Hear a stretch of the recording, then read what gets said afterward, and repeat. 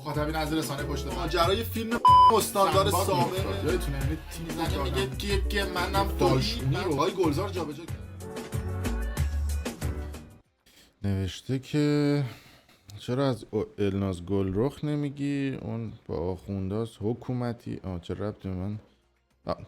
درود به مخاطبین عزیز، بنده امین فردین، خوشحالم که با یک برنامه پشت پرده دیگه با شما هستم. داشتم دایرکتاتون رو میخوندم، یه فوش داشتن از ما تعریف میکردن و میگفتن که چقدر برنامه‌هات خفن شد و اینا، و یکی میگه که از مامان پایینز که بگذاریم. خلاصه امیدوارم هر کجا که هستید حالتون خوب باشه. ماشاءالله پیام‌های پر از لطف و محبت اینا داره به سمتمون میاد، همراه با چاشنی فوش خواهر اند مادر، و دیگه برای ما این قضایا عادی شده و دارن حمله میکنن کم کم یه سری از این طرفدارای بلاگر، اما ما کار خودمون رو میکنیم.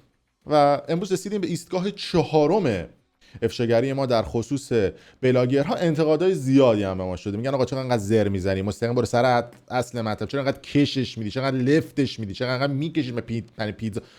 به حال ما وسعمون در همین حد سلاطین و سعی میکنیم که مطالب رو خیلی شفاف و لوری به زبون ساده بگیم. بعضی وقتا مجبوریم کشش بدیم، به خاطر اینکه این زندگی بلاگرها لامصب شما از هر زاویه‌ای که نگاش میکنی خوش داستانه. یعنی بعد بشینی داستان 100 صفحه بگی، بعد یه عده‌تون هم خب میشینید اینا رو لامصب و صبح تا شب میبینید، حالا یه رو بم بشینید با ویدیوی ما چه اتفاقاتی میفته؟ اتفاق خاصی نمیفته. و اینکه دمتون هم گرم، ما دایرکت میدید، کامنت میدید و مینویسید. امروز میخوام راجع به صدف مسائلی و همون صدف بیوتی افشاگری بکنم. خیلی پیام داشتم آقا چرا راجبش نمیگی، نمیدونم چرا صحبت نمیکنی، چرا پشت برداشت، راجع به همه چیزا صحبت خواهیم کرد. اما از اون جایی که ما یه مقداری توی ویدیوهامون سعی میکنیم که آموزش بدیم، فرهنگ‌سازی بکنیم، سطح سواد رسانه افراد رو بالا ببریم، سعی میکنیم که لابلای ویدیوها یه مقداری بیشتر صحبت بکنیم و یه سری آموزش‌ها هم بدیم.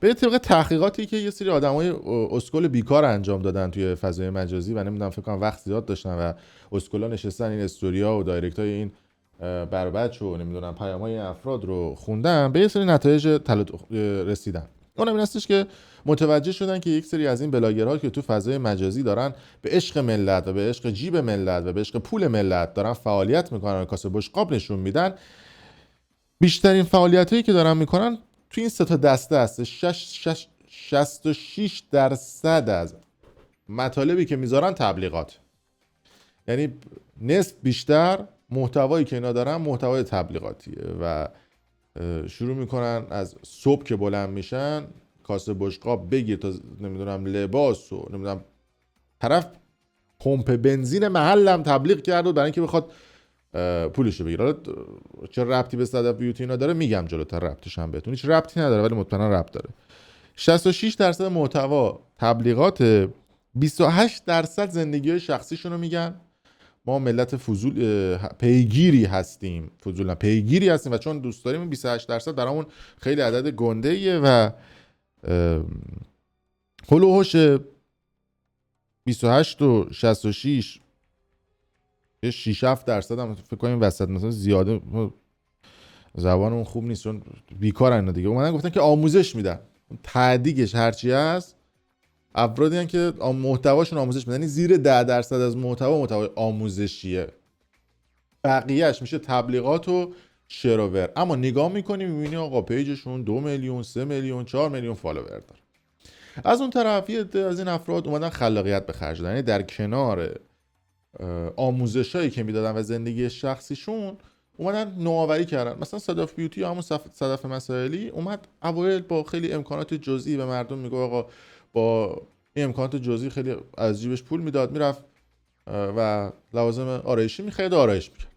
ایشون البته ایشون بعد قیافه قبل از آرایششون میدیدید دیگه، ایشون بوده که حالا عکس دیگه هم ازش هست، البته نمیدونم گردن هم گرفته که عمل کرده، ولی لامصب دماغ آدم عمل میکنه کلا دکوراسیون عوض میشه. و اومد و شروع کرد توی فضای مجازی تبلیغات و لوازم آرایشی کردن. چون اولین بود و برای اولین بار دو این کار انجام داد، خیلی مورد استقبال قرار گرفت و بعد از اون وقتی تعداد مخاطباش بیشتر شد دید پشمام، یه دم این وسط چقدر اسکل مشنگن، همشون گرم شروورایی که ما تولید میکنیم و اینا چقدر خوب دارن فالو میکنن.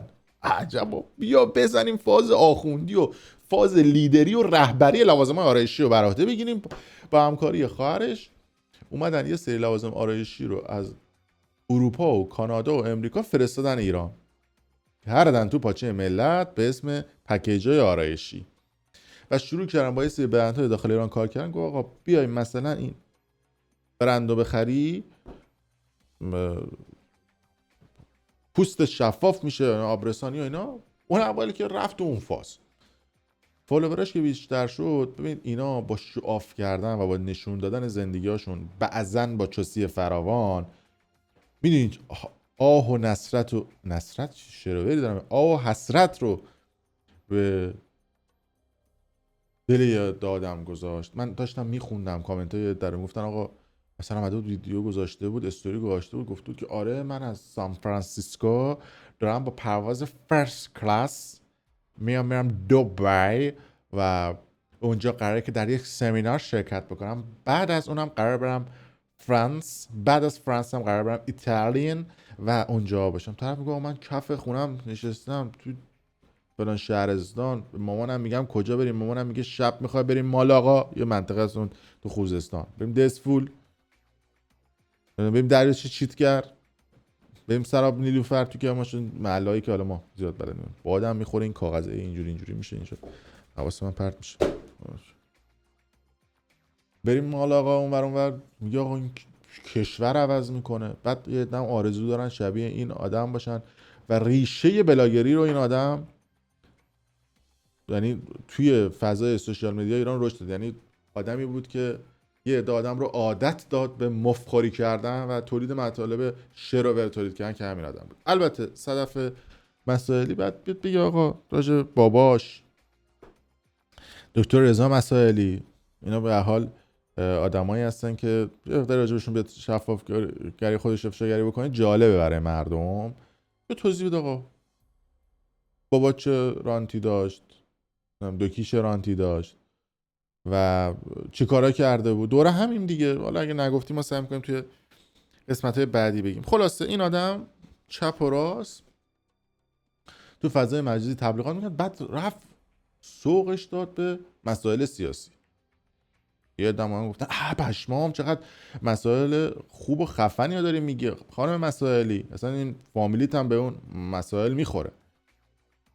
که در انقلابی ترین روش ممکن اومد موقعی که اتفاقات مهسا امینی افتاد گفتش که بلاگرایی که داخل ایران هستید تبلیغات نکنید، تحریم بکنید، فضای مجازی رو تحریم بکنید. خودش کف امریکا نشسته بود، بار و بندیلش رو بسته بود، حسابی پول داشت، طرف تو ایران خرج زندگیشو از این فضا به دست می آورد. حالا به هر حال توی یه مقطعی هیچکی فعالیت نمی کرد، ولی اینکه شما میایید دنده بدی به این قضیه، دنده 1 2 3 4 بگی که آقا فعالیت نکنید، خودش اصلا در مورد خودش جالبه. یه مدت وقتی این قضیه طولانی شد دید ای بابا عجب حرکتی زدم و چرا اومدم گفتم فعالیت نکنید، الان خودم دیگه دارم از نون خوردن میافتم. اومد تو فضای مجازی و گفت نه دوستان من دیگه نمیتونم. ببینید این استوشن به اینا میگیم بلاگرای نون به نرخ روز خورد. گفته که چون برام خیلی خیلی مهمید براتون توضیح میدم. نه بابا من باید تبلیغاتمو شروع بکنم، البته فقط برای خارج از ایران، تو رو خود به داخل ایران هم تبلیغ بکن. تقریبا 1 ماه با هر زوری بود همه چیز رو کنسل کردم و هیچ کاری نکردم جز حمایت و اطلاع رسانی و اعتراض و انقلاب ایران. الان فرقی نمیکنه. این 1 ماه این روند ادامه خواهد داشت. فقط باید این لابلای تبلیغاتی که قرارداد دادم رو بذارم. شما هم تو ایران به عنوان بلاگرید گو میخورید تبلیغات بذارم، منظورش غیر مستقیم من بذارید تبلیغاتمو پولیشو گرفتم بذارم. یعنی دیگه بیشتر از این نمیتونستم کنسل بکنم. اگه میتونستم میدونید که میکردم. به هر حال پول برای من از شما بیشتر ارزشمنده. من به هر حال پول گرفتم و نمیتونم بگم آقا من پولتو پس میدم و برای مردم مهمه. من حقیقت پول برام مهمه و نمیتونم کنسل بکنم و مجبورم تبلیغات. ببخشید من داخل منظورش همین بود. یعنی یه آدمی که به مردمش بالو پر دادن درست در زمانی که باید پشت مردم باشه نبود. و بعد از اون بلاگرای دیگه اومدن اعتراض کردن و اومدن گفتن که شما تو امریکا همه چیزو اوکی و خوبه و مجبوری شروع کنی، به کار ما تو ایران با این همه هزینه و تورم و بدبختی و بیچارگی نه حق کار کردن رو نداریم. من و امثال من به خاطر استوریات چقدر به خودمون و خانواده‌مون به احترامی شد و صدامون در نیومد. واقعا از شب از اینکه بازیچه یه سری آدم شدیم حالمون به هم میخوره، نمیدونیم باید چی بگیم. این حجم حال بدم و چجوری باید توصیف کنم. بقیه آنلاین شاپ هم همینطور.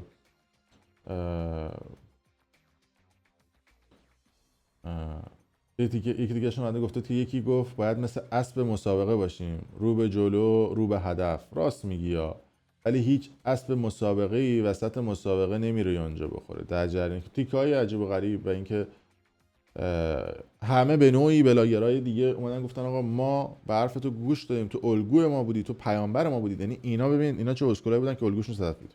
به هر حال اینا اومدن این قضیه رو گفتن و صدف یوتی هم البته یه طولایی داره در اظهار نظرهای مختلف. مثلا تو زدن هواپیمای اوکراینی که اصلا میگفتش که اینا اصلا شروور و اینا مال فیلم و خب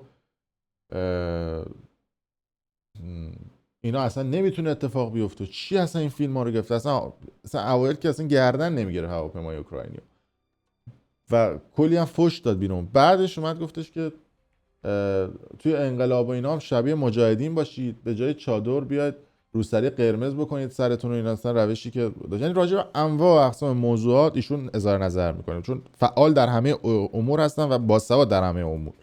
و بعد از اون شما اینجا نگاه کنید سمت راست رو گفته که این سمت راست اون سفیدا اظهار نظرهای ایشون موقعی که هواپیمای اوکراینی رو زدنه و گفته که این همش شروره. سمت چپ اومده یه فیلم گذاشته دومین سالگرد پرپر شدن مسافرها رو گذاشته. یعنی میخوام بگم سوئیچ میکنه به سرعت برق و باد و به نور، به سرعت نور جابجا میکنه. تا دیروز که میگفت اینا شروره، بعدش میخوام به شما بگم که این بلاگرها علاوه سوادی که تعطیل، علاوه رنگ عوض کردن که اصلا نگم براتون، نور در ثانیه رنگ عوض میکنه.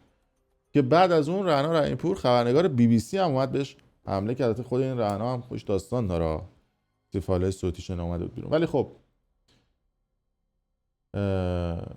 نوشته که اون وقت یه دونه مجری و تهیه کننده و کارگردان و آبدارچی چیزی از BBC فارسی توش نبود، زیبا نیست. او حواسم نبود، به خودی نباید می‌زدیم. که رعنا اومده گفته که طرف تا دیروز خط چش و رژ لب تبلیغ میکرد. هر سال هالیدی تهران در پی عشق و حال بود و از این نشست حکومتی به اون نشست دولتی میرفت و جایزه میگرفت. وسطاش هم میرفت کلینیکای زیبایی وطنی که ارزون باشه، دلارها رو خرج نکنه. سالگرد هواپیما اوکراینی هم که همه شمع رو شمع میکردن، شمع فوت میکرد. حالا با زدن 2 تا استوری شده فعال سیاسی. ما که 15 سال از مملکتمون دوریم و با اسم و رسم کار حرفه‌ای میکنیم و هزینه میدیم، شدیم خودی و یا رب مبادا که نمیدونم گدا معتبر شده در این صحبت‌ها و جایزه‌های مختلفش. اول بپرزیم به این رعنا رحیم‌پور که صدف اومد، فیوتی هم صدف مسائلی اومد بهش حمله کرد و گفتش که آقا اینا نمیدونم خبرنگارا و نمیدونم اینا آدمای حکومتی ان، حالا کار نداریم اونا هستن. این که یه بلاگری که تا دیروز لوازم آرایشی تبلیغ می‌کرده میاد راجع به مسائل مختلف اظهار نظر میکنه و یه عده هم حرف اینو گوش میدن، این به خاطر بیسوادی و نداشتن سواد رسانه‌ای جامعه ایرانه. بیشک اصلا شک نکنید به این قضیه که ما بسیار جامعه بیسوادی از حوزه سواد سیاسی داریم. هیچ کم نمیتونه این قضیه رو کتمان بکنه. نفر اولش هم خودم. من میگم من بیسوادترین آدم رو کره زمین در حوزه سیاسی مخصوصا. تا جایی که بتونم اظهار نظر میکنم، ولی تا جایی که سوادم قد بده. ولی دیگه اینا اصلا، یا مثلا رفته بود گفته بود که من رفتم توی یه دونه مسابقه شرکت کردم و جایزه اون مسابقه رو گرفتم. اکثر این بلاگرایی که تو خارج از کشور همینطورن. شما میرید یه $500 $1000 میدید، میرید توی یه دونه سمینار شرکت میکنید. اونا هم تهش میان یه دونه از این لوهای $7-10 چاپ میکنن و با یه دونه چیز به شما میدن و شما رو میکنن مثلا یک شخصیت تاثیرگذار. کمپانی این کی برگزار کرده؟ مثلا عباس باتری ساز و سکینه سبزی فروش و هوشنگ سپستون از توای هامبورگ مثلا. خب اونا اومدن و این کارا رو انجام دادن. مردم هم که داخل ایرانن اصلا بهتون میگم دیگه، پدیده‌ای به اسم سرچ تعطیل، پدیده میگه حال این چیزا رو نداره که بره بشینه نمیدونم این موضوعات رو دنبال بکنه، بره بشینه نمیدونم این کارا رو دنبال بکنه. میگه آقا گذاشته حتما هستی، یا مثلا قبلا گفته بود من به ناسا دعوت شدم. این یه قلمش ها. خب بقیه بلاگرام همینطوری، یعنی تا جایی که جا داشته باشه فول پاور برای خودشون نوشابه باز میکنن، برای خودشون شواف میکنن، برای خودشون از خودشون تعریف میکنن. این امثال صدفیوتی هم همینطوری هن دیگه. خب با یه مدت هم یه سری شرکت ها تو ایران مد شده بودن، اینا می اومدن و محصولات لوازم آرایشیشون رو تو دورقوزآباد تولید میکردن. من ویدیوشو گذاشتم، میتونید برید ببینید تو کانال یوتیوبی. یه شرکت توی آلمان یا توی فرانسه شما بخواد تأسیس بکنید، کاری که مثلا الان یه کمپانی به اسم ولاج انجام داده، حالا قبلا ویدیوشو گذاشتم، یه شرکت بخواد ثبت بکنید $100 $200 $500 برای شما هزینه داره. شرکت رو ثبت بکنید، آدرس داشته باشه، قشنگ سرچ بکنید، با استعلام شرکت بیاد. تو انگلیس با 25 پوند، تو آلمان با 50 پوند 100 پوند بستگی به نوع شرکت داره. میان این شرکت رو ثبت میکنن، براش سایت میزنن، میرن چند تا مدل میگیرن، با اون برنده میرن چند تا عکس میگیرن. تو اون سایتی که سرچ میکنی میبینی یه سایت معتبره با برندای معتبرم عکس داره. توی حتی نمایشگاه هم شرکت میکنه. شما نمایشگاه لوازم بهداشتی آرایشی بخواید برید، میتونید $5000 $10000 برید تو نمایشگاه. پس $10000 تو نمایشگاه شرکت میکنن، $2-3 هزار مدل میگیرن، $2-3 سایت طراحی میکنن، 2-3 یعنی با $20000 اینا شرکت رو زدن تو نمایشگاه هم رفتن و دکور این که یه شرکت خفنه رو فراهم میکنن. میان تو تهران تو دورقوزآباد یه لوازم آرایشی تولید میکنن، میدن این چاپخونه ها براشون، میزنن مثلا برند ولاج یا برند ایکس یا برند وای، مید این فرانسه، مید این انگلیس، مید این آلمان، مید این جرمنی. آدرس اون کارخونه رو میزنن، سریال نامبر هم میزنن روش، ترجمهش هم میکنن. تو تهران یه دونه لوازم آرایشی که توی این دکور مکوره ها درست شده مثلا دونه 10,000 تومان، میفروشنش دونه 2 میلیون تومان. به خاطر اینکه به اسم فرانسوی میزنی تو سایت فرانسوی هم میبینی درسته دیگه. زنگ هم بزنی جواب میده دیگه. نیومدی برید در کارخونه اینا که تو فرانسه که میبینی آره درسته، جنس هم اصله، در صورتی که همش مال خودشون بوده. بعد میان میدن به این بیوتی بلاگرها $5000 $10,000 میگن آقا اینو مصرف بکن. خب و میرن مثلا مال شنل و دیو رو میگیرن، موادشو میریزن توی بسته‌بندی‌های خودشون، میدن این طرف استفاده بکنه. طرف هم میاد حالا یا میدونه این شنل دیو رو یا نمیدونه، دو بسته مجزاست. اگه نمیدونی که بحثش شده است، اونا خرج کردن یه پول تبلیغات بهش دادن. اگه بدونن دیگه، بدونی چه آدم نامردی که نمیاد به مردم بگه همچین کلاهی گذاشتن سرشون، میان و جلوی دوربین تبلیغ میکنن، میگن آقا این فلان لوازم بهداشتی خفنه، فلان لوازم آرایشی خفنه، من خودم استفاده کردم، برید بخرید تو ایران. طرف من میره میگه آقا برای من فلان چیچی بیوتی اینو تبلیغ کرد تو داری، اونم میگه آره همین دیروز برای من جنسش رو آوردن. تا دسته اینجوری سر ملت رو کلاه میذارن اگه این میکروفونه بذاره. شما من خدا بی خبر نمیدونی اصلا همچین شرکتی هست نیست. من یکیشون رو قبلا افشاگری کردم تو همین کانال یوتیوب، مثلا 7-8 تا ویدیو برید پایین‌تر هستش. و مافیای لوازم بهداشتی، یکیشون شرکت گلرنگه دوستان، مافیای لوازم بهداشتیه، آرایشی بهداشتیه. همین شرکت گلرنگی که شما میبینید، شامپو و مامپو اینا از این شرکت‌ها زیاد تأسیس کردن و دارن از این کارا میکنن که تو ویدیوهای بعدی راجعشون صحبت میکنم. لطف بکنید حالا حتما برای ما کامنت بذارید، نظرتون رو بگید و مرسی که تا این لحظه با ما همراه بودید.